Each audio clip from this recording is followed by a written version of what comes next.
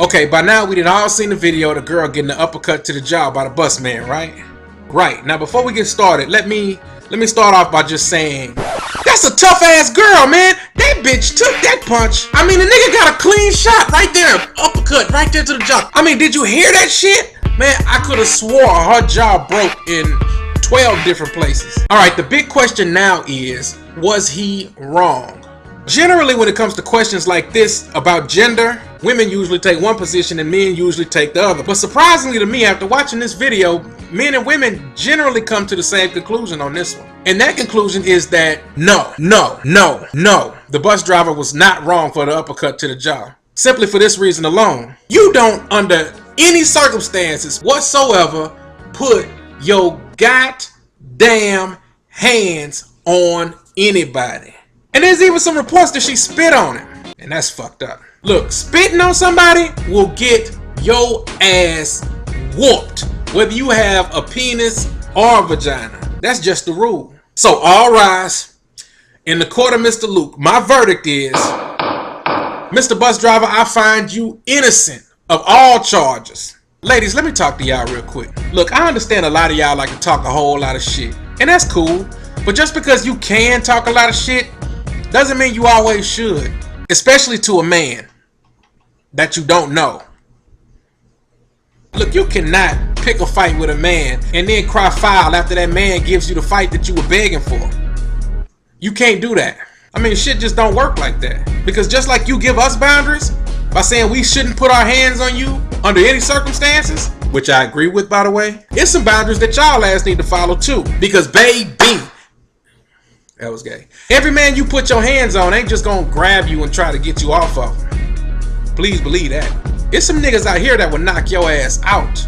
And I'm gonna be honest with you, it kind of bothers me when women try to play the victim, the poor damsel in distress, after they were clearly the aggressors. Like this, watch this bullshit right here.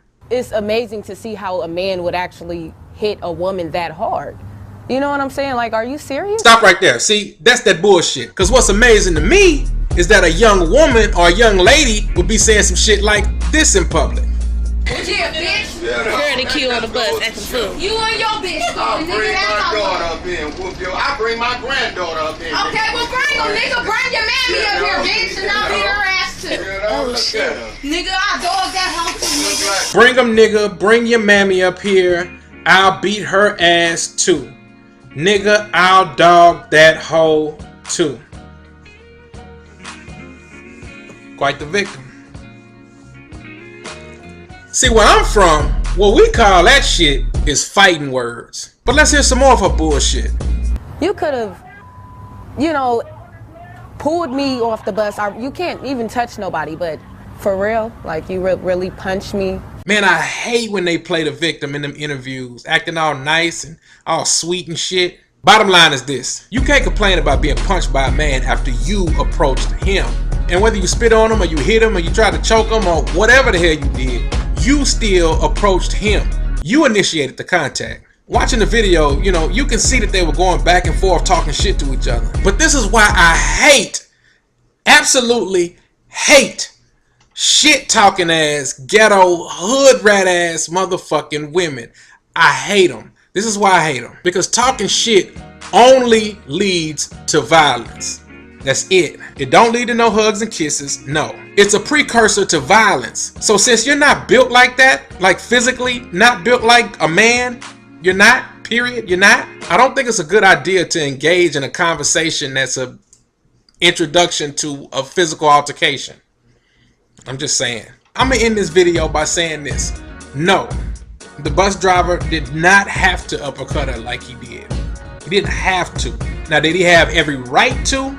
You goddamn right he did.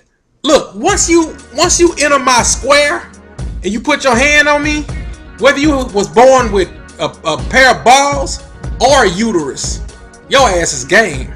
So in a weird way, I salute the bus driver for doing something that I think that needed to be seen by a lot of women all over the country.